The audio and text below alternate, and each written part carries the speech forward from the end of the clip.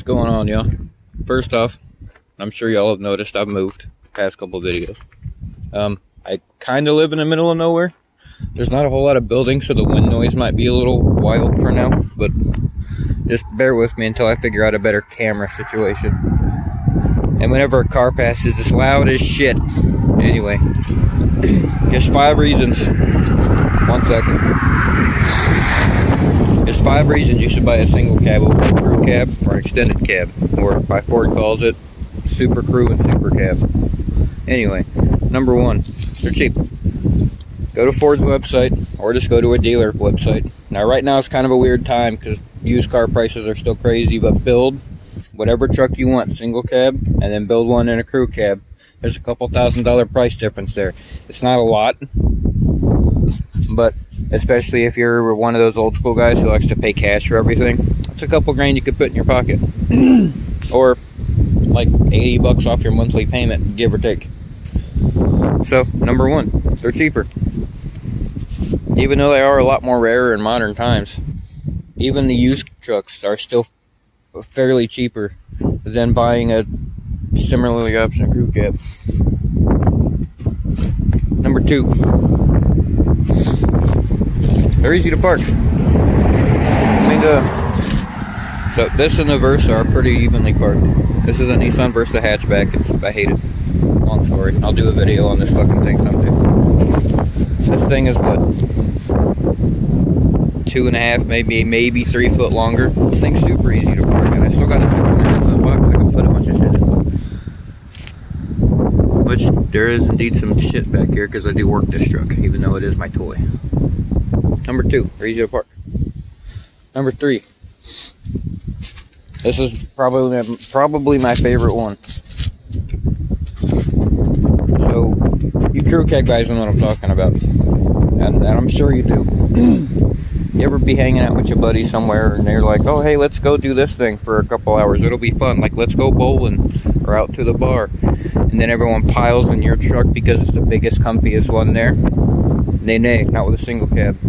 Now you won't get roped into paying $100 for gas. Between that and, whatever you buy or whatever you go out to do, single cab. 2 people max, maybe 3 in case of emergency. So reason number 3, people won't be piling into your shit. You can drive somebody else's shit. Or you can just take this by yourself and leave whenever you want. It's very convenient. Reason number 4. So with technology and being a truck, most trucks will have, at least in modern days, a turbo V6 or a big V8. Even modern naturally aspirated 6-cylinders got some power. With that comes higher horsepower engines. And then a single cab, especially these aluminum bodied ones, they're light. They are fairly quick trucks, stock. Now obviously you trade in a brand new Corvette or a Shelby on a single cab, it's not going to feel the same, but they're buildable. Very easily, some very quick and fast trucks, especially with the 4x4, they're nasty. Just stay tuned on the channel, I got big plans for this thing. Financially right now I'm in a weird spot. Number 4, they're kind of fast. So not only are they practical and cheap, they're fun. This thing will burn tires all day. I mean, tires are kind of expensive, so I'm not gonna, but nonetheless. Number 5, let's recap. Number 4, they're quick. Number 5, this cab it's fairly small. I mean, I'm 6 foot, 200 pounds, I'm comfortable. My uncle's got 2 single cabs, he's 6'3", 240, he's comfortable. Actually, he's got 3 single cabs, one's a dump truck. Anyway, number 5, small cab. Now, why would a small cab be a good thing? Well, I wish I had more storage, but it is an XL, so whatever. But that heat, the heat and the AC in the summer and the wintertime, oh man, this thing heats up in a matter of seconds, cools down in a matter of seconds, takes no time at all. Now, modern vehicles are pretty good about that anyways. But seriously, when it was it Monday morning, early in the morning, it was like 30 degrees out, wanting to snow. This thing was running for 5 minutes, it was warm. Like, you can't beat that. Same thing in the summertime. You let it run a minute, that AC right there on top of it. So, go buy a single cab. Let's bring back the single cab life. Bonus reason, this is kind of a personal thing because I'm a lazy piece of shit. With a single cab, You really gotta force yourself not to put shit everywhere. Like, I have straps and minor tools behind the seat, jumper cables, you know. You do have a little bit of storage space, more than you would think, actually. But there's not shit everywhere all the time. So you really stay on top of keeping it cleaned out so you can utilize your storage space to its maximum potential. So go buy yourself a single cab. Enjoy it. I don't know if I did a video on it yet or not, but I do finally have window tint.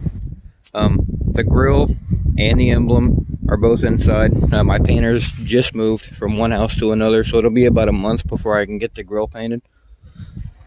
But just an overview. It is a Raptor grill, but on the 21s, the Ford letters, the big ass FORD on the grill, it's not like built into the grill. You actually like put them on and space them out yourself and tighten them up with a couple of nuts and bolts. But I'm not going to run the Ford letters. No.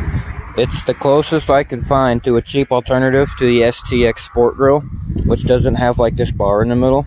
And I like the honeycomb grill of the Raptor grill.